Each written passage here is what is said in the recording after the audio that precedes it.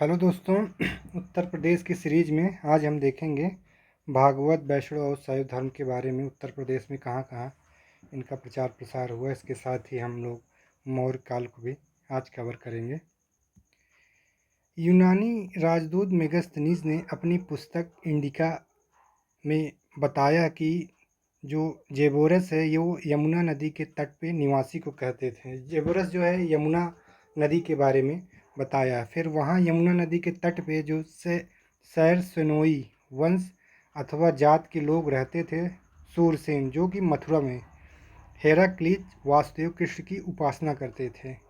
यह इंडिका में पता चलता है कि जो मथुरावासी थे वो लोग हेराक्लीज यानी कि वासुदेव कृष्ण की उपासना करते थे।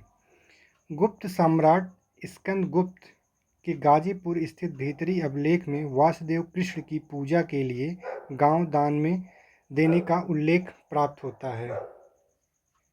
तो भीतरी स्तंभ लेख जो गाजीपुर में है, सैदपुर तहसील में पड़ता है, जो कि स्कंदगुप्त का है। इससे हमको जानकारी प्राप्त होती है।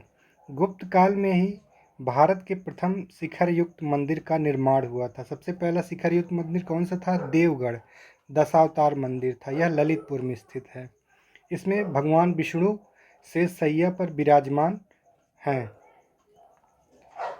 उत्तर प्रदेश में काशी, अयोध्या, मथुरा, प्रयागराज आदि जो है भागवत यानी वैष्णव धर्म की प्रमुख केंद्र हुआ करते थे ये, जिसमें से काशी और मथुरा शैव धर्म के लिए प्रमुख केंद्र था। यह मेगस्थनीज के अनुसार सूरसेन यानी कि मथुरा के निवासी डायोनिसिस शिव की पूजा किया करते थे। मेगस्थनीज जो अपनी पुस्तक इंडिका में लिखा है कि सूरसेन मथुरा के निवासी डायोनिसिस शिव की पूजा करते थे, वहीं इसने बताया कि मथुरा के निवासी हेराक्लीज वासुदेव कृष्ण की भी उपासना करते थे। गोरखपुर में शैव धर्म के जो नाथ संप्रदाय का गौरक्षा संप्रदाय की नींव पड़ी थी। नाथ संप्रदाय जो था यह आज भी हठ योग की अपनी विशिष्टता के लिए दुनिया भर में जाना जाता है। अब हम देखते हैं मौर्य काल का यह सोगौरा अभिलेख जो है यह ताम्र अभिलेख है। यह गोरखपुर से प्राप्त हुआ है। इसकी जो सोगौरा अभिलेख की भाषा है वह प्राकृतिक है और लिपि ब्राह्मी है। सोगौरा अभिलेख से हमको यह पता चलता है कि अकाल के दौरान अनाज एकत्रित किया जाता था मौर्य काल में। सम्राट अशोक धम्म विजय की नीति को अपनाया था। मेरठ स्तंभ लेख को, जिसे फिरोज शाह तुगलक ने दिल्ली से स्थानांतरित किया था। सारनाथ स्तंभ लेख सिंह शीर्ष यानी लायन ऑफ कैपिटल के नाम से जाना जाता है।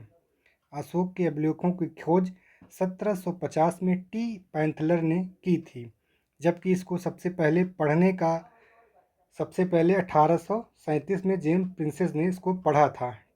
अगर खोज पूछा जाए तो टी पैंथलर ने किया था 1750 में, और सबसे पहले अशोक के अभिलेखों को पढ़ा था 1837 में जेम्स प्रिंसेस ने। इलाहाबाद अभिलेख रानी अभिलेख के नाम से भी जाना जाता था। तो रानी अभिलेख जो है चंद्रगुप्त द्वितीय के द्वारा बनाया गया था। ये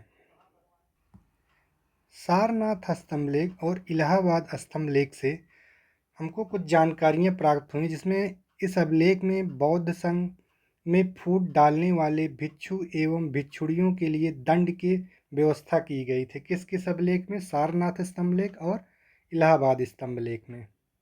सारनाथ में प्राप्त धमेक एवं चौखंडी स्तूप ईंटों से निर्मित है। यह गुप्त काल के स्तूप हैं। बौद्ध ग्रंथों के अनुसार अशोक ने 84,000 स्तूपों का निर्माण कराया था। मौर्य साम्राज्य अपने केंद्रीय प्रशासन के लिए जाना जाता था। केंद्रीय प्रशासन 18 भागों में विभक्त था, जिसे तीर्थ कहते थे। अब हम देखते हैं कि समाहर्ता जो होता था वो राजस्व विभाग का अध्यक्ष होता था। सन्निधाता कोषाध्यक्ष होता था। कार्मांतिक उद्योग विभाग का अध्यक्ष होता था।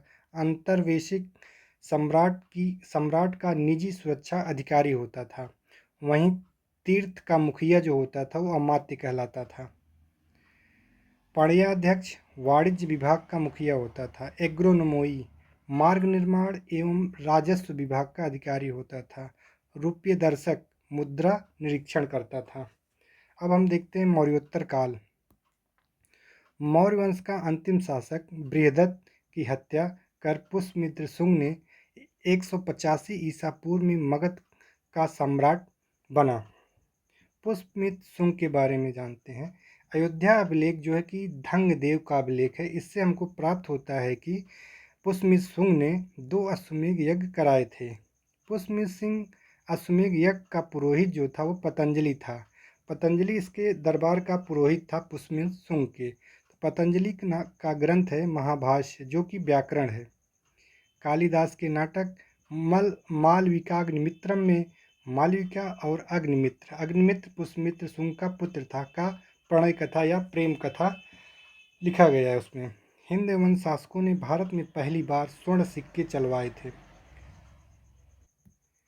शकों ने अपनी सत्ता मथुरा, पंजाब, उज्जैन और महाराष्ट्र में स्थापित किए थे। कुषाण शासक कनिष्क ने पुरुषपुर यानी कि पेशावर से शासन करते हुए मथुरा को द्वितीय राजधानी बनाया था। कनिष्क के समय में मथुरा का जो राज्यपाल था वो खरपलान था और वहीं वाराणसी का राज्यपाल वनस्पर था। भारत में मूर्ति बनाने की कला मथुरा शैली और गांधार शैली जो कि कुषाण काल में ही शुरू मानी जाती है। किसके समय में? कनिष्क के समय से। सर्वप्रथम बुद्ध की मूर्ति का निर्माण इसी काल में मथुरा शैली में हुआ था। किसने कराया था? कनिष्क ने कराया था। विक्रम संवत 57 ईसा पूर्व, शक संवत 78 ईसा पूर्व, इन दोनों के जो अंतर है वो 135 वर्ष का अंतराल है। भारत का राष्ट्रीय कैलेंडर शक संवत पर आधारित है। यह क्वेश्चन पूछा गया हुआ है एग्जाम में। गुप्त शासन काल वास्तविक संस्थापक चंद्रगुप्त प्रथम ने इसकी स्थापना की थी, जबकि गुप्त शासन के सबसे पहला शासक जो इसकी स्थापना किया था श्रीगुप्त नाम से था, लेकिन वास्तविक संस्थापक चंद्रगुप्त प्रथम को माना जाता है। इसने अपना राज्य प्रयाग से अयोध्या के बीच स्थापित किया था।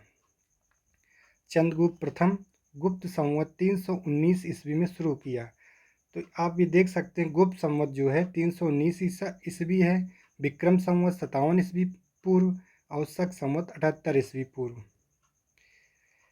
राजा रानी प्रकार के स्वर्ण सिक्के किसने चलवाए थे? चंद्रगुप्त प्रथम ने। समुद्रगुप्त के बारे में देखते हैं। समुद्रगुप्त के विजय अभियानों का वर्णन प्रयाग प्रशस्ति स्तंभलेख से प्राप्त होता है। विसेंट स्मिथ ने समुद्रगुप्त को भारत का नेपोलियन कहा था। प्रयाग प्रशस्ति अभिलेख जो है हरिसेन द्वारा रचित है। अब देखते हैं चंद्रगुप्त द्वितीय के बारे में। मेहरौरी लौह स्तंभ लेख दिल्ली से इसके बारे में जानकारी प्राप्त होती है। चंद्रगुप्त द्वितीय प्रथम परम भागवत की उपाधि धारण किया था। चंद्रगुप्त द्वितीय के समय में ही नवरत्न रहते थे, जिसमें कालिदास, छपड़क, ये लोग उसमें नवरत्नों में शामिल थे।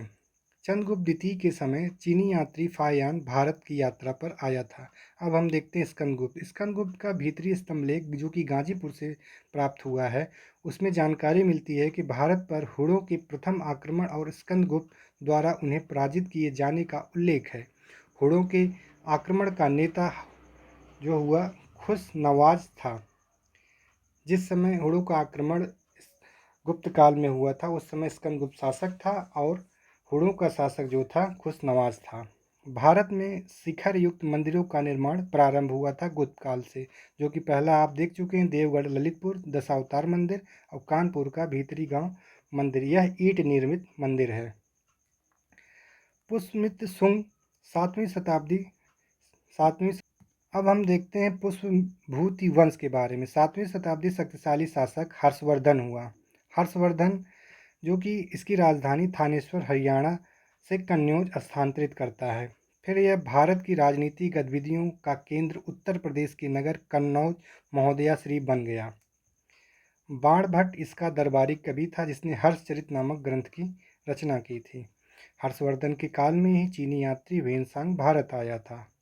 वेनसांग जो है शिवकी नामक पुस्तक में भारत यात्रा का विवरण प्रस्तुत किया है। इस पुस्तक में वेनसांग ने भारत के लिए इंतु तियांतु शब्द का प्रयोग किया है।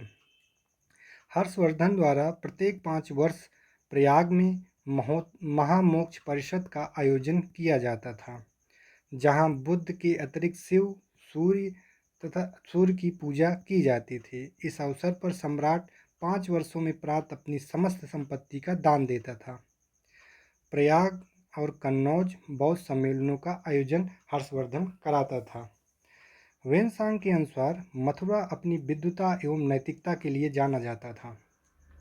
वहीं कन्नौज महोदया श्री अपने समृद्धशाली नगर के लिए जाना जाता था।